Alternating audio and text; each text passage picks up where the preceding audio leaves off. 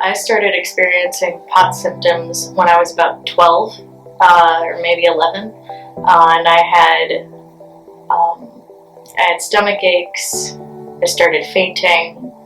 I got migraines. I was in a lot of physical pain, and I was just not able to do a lot of things like normal kids could do. When I was 13 or 14, I ended up dropping all my extracurricular activities. I dropped ballet, which I really liked. I dropped choir because it was just too much. I kept getting fatigued. I couldn't really keep up. And I couldn't hold my arms up as high as I should for ballet. And I got really dizzy and lightheaded. And then it was kind of like that around high school too, and we went to many doctors. And they all told us the same thing. Keep up your salt intake,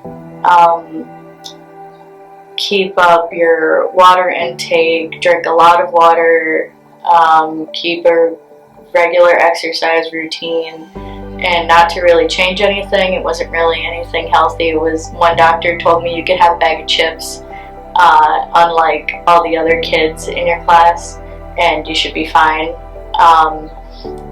And once I started going away for school, I went to South Florida for college. My health started to deteriorate, and I thought my doctors would give up on me. They didn't believe me, so I ignored all my problems because I just wanted to live a normal life, even though I wasn't feeling okay at all. And I ended up getting the flu 3 years in, and my body just completely shut down. I started fainting. I fainted about 6 or 7 times in 3 days. I hit my head 3 times on concrete walls and concrete floors. And I went to the immediate care, and they told me, oh, it's your Achilles heel. It's something that happens in your life that you're going to deal with, and you should just go home and continue your regular life, and it's just the flu, it'll go away. And then the next day I went to the health center and I fainted again, and they said, you can't live like this, you need to go to the hospital. So I went to the hospital. A normal blood pressure is around 120 over 80, and mine was 70 over 40, and it was not getting any better. It was dropping a little more. My heart rate was easily in the 200s or close to that, and I thought that was normal because when I would exercise it would go to 180 or 200, and then they said, you have P.O.T.S, you need to go home. So I went home. I had to learn how to walk again on my own. I had to learn how to stand up for longer than 10 seconds, and I couldn't. And I was about to give up. And then I went to this chiropractor, Anastasia Krivos, to see what was going on, because I had no other hope. And I went to her ever since I was 12, and she was the one that started looking for answers. So she told me about Dr. George Michaelopoulos that runs Neurologic Wellness Institute, and said that he can help me, and he's working with patients with P.O.T.S. And I came here and I was in a wheelchair. I was wheelchair bound. I was practically bedridden, and I found them, and we did a consultation, and I started feeling hope again.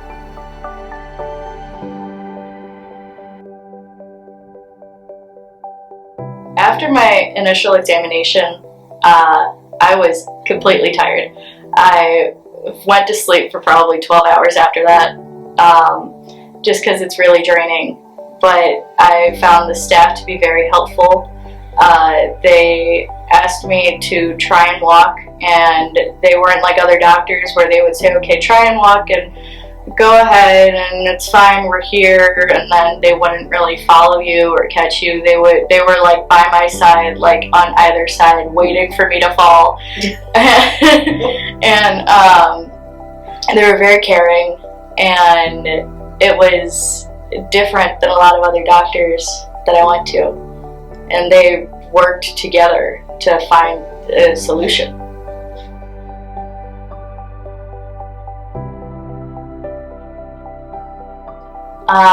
It's very, it's not as draining anymore. The therapy is very hands-on. It's very like tailored to you specifically and your symptoms and what you're feeling and your evaluations. It's not like a one-size-fits-all regimen that I experienced with a lot of doctors in physical therapy. It's what fits you, and it's a lot better than anywhere else I've been. Everybody here is really nice. They work together like a family. They treat you like your family. They'll have conversations with you or ask if you're okay if they see that you're feeling down or if something is not right that day, and it's a very safe environment and it's very welcoming.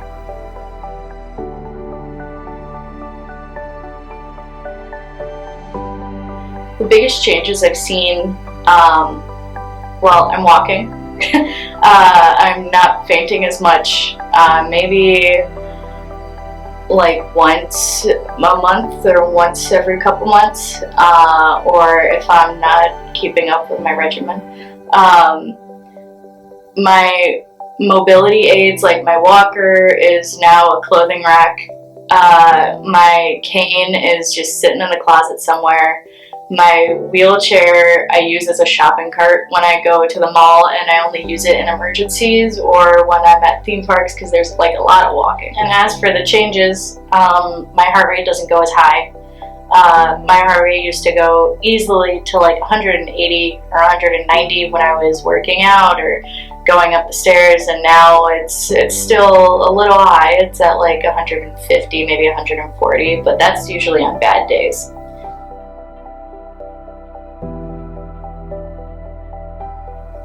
For someone dealing with similar struggles, I would say don't give up. Try routes that you wouldn't think to try before. Like, I did not believe in brain therapy. When someone said, oh, just with eye exercises I can help you, I would tell them, no, that's a bunch of baloney, and that's not going to work. But it did, and it does. Nothing is a one-size-fits-all regimen. You can take suggestions from other people, but it might not work for you, and it's okay to say that I'm not feeling okay today. It's okay to say, hey, I can't hang out because I'm not feeling well, or hey, I need a day to me, or a day to just stay in bed, and find your support group.